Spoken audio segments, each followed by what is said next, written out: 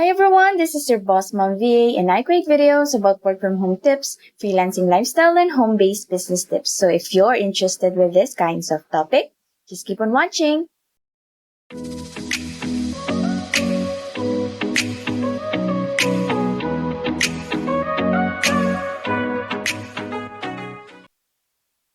Okay, now we're back with our new vlog for this year, 2023. And before we proceed with the video, I would like to greet each and every one of you a Happy New Year and may all your wishes come true this year. And this is also the perfect timing for you to start embracing new opportunities. If nag-iisip ka ng business, investments, or you want to try freelancing, as your career, this is the perfect time to do that. No? Start your year with a bang, kumbaga. And if you're new to my channel and you are curious about work from home as a freelancer or a freelance virtual assistant, I already have a series of videos, mga basic things na you need to know about freelancing in general or virtual assistant in general. Meron na yan tayo dito sa ating YouTube channel, Boss Mom VA. So here's our channel, Boss Mom VA, and you can click videos. And as you can see, marami na tayong video tutorials dyan about freelancing or virtual assistant. So pwede mong simulan dito sa pinaka-unang video, how to start working from home. And this one, virtual assistant freelancing, no? How to earn 10 to 30K being a freelance virtual assistant. So isa-isa nyo yung video, no? So the video contains about information about freelancing and VA in general. So if you are interested to know more about being a freelancer, I do suggest na panoorin mo yung mga videos ko in the past and hit na rin yung subscribe button para lagi kang maging notified, no, kung meron tayong bagong video. So from time to time, I'm posting new videos here on my channel. And you can also follow me on my social media sa Facebook page ko, Boss Mom VA, and sa TikTok naman, Boss Mom Jackie. Okay, so for today's video, I'll be showing you how to send PayPal invoice to your client. So if you don't know PayPal, PayPal is like an online payment system. Para siyang GCash. But PayPal is mostly used for to send and receive money or remittance from all over the world. So pag meron kang PayPal, pwede kang maka-receive and maka-send ng cash or ng money. So mostly sa mga freelancers, ito yung isa sa mga payment method kung saan pwede kang bayaran ng iyong client. So, for this video, I'll be showing you how to invoice your client using PayPal. So, kung wala ka pang PayPal, it's very easy for you to sign up. Just go to paypal.com/ph. Make sure na naka-PH siya kung dito ka sa Philippines. And just click on sign up. And make sure na personal account yung gagawin mo and just click on next. And here, maraming options na pagpipilian. Ito, pwede mong piliin to freelancer. Next. And then just provide the details na ipo-provide dyan. So, you need to sign up and then verify your details. Make sure na yung name mo and information mo is matched doon sa gagamitin mo ring ID. So, you need to verify your ID here. And that's it. It will just take a few minutes for you to be verified.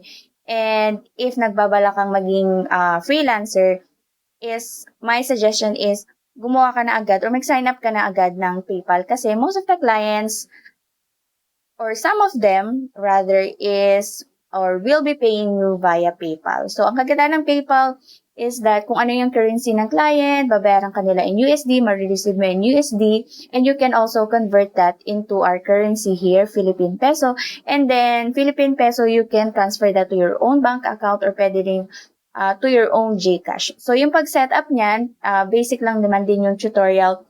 And pwede mo yan siyang makita sa YouTube yung mga basic tutorial about PayPal in general, okay?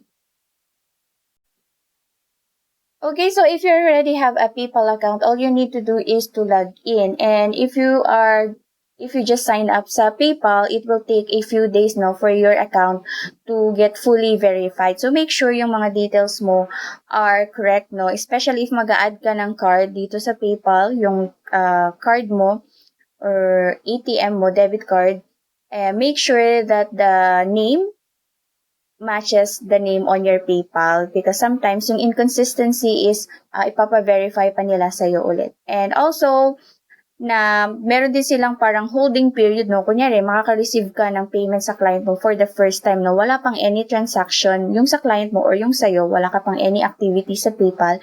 Usually, i-hold siya ng 14 days ata. Before, kasi parang sa akin, hinold siya ng 21 days. I don't know kung yun. Basta 14 days. Ngayon yata is 14 days. So, i-hold ni PayPal yung first na activity mo, but you can just tell your client to receive the payment. Meron siyang option sa end niya to receive the payment. And that's it. Pwede na marirelease na yung hold and pwede mo nang makuha yung money mo from PayPal. And sa PayPal, usually is nililink ko yung aking GCash. And then from PayPal, ita-transfer ko yung money to GCash na nakapeso na.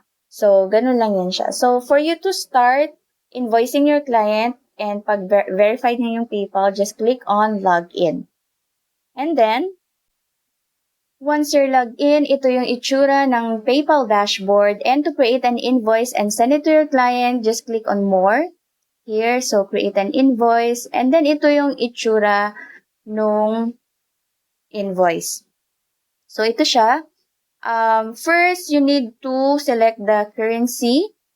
So, kung USD ka babayaran, make sure na yung currency is USD. Huwag mong kakalimutan, baka ma-default siya sa PHP. And then, yung bill to customer, usually nilalagay ko lang is yung name. Pwede ring email address lang ni client. So, itong portion na to is yung details ni client. For example, Mr. Client, ilalagay natin. Pwede ring multiple customers. Kung 2 to 3 clients yung magsisendan mo ng invoice, pwede kang maglagay here. And then, wala naman siyang shipping address, no? Since this is an online transaction, you just need to untick the box here. Items will be shipped. And then, here sa item is yung description nung gig or ng task. For this example, admin support ilalagay natin. Quantity is 1.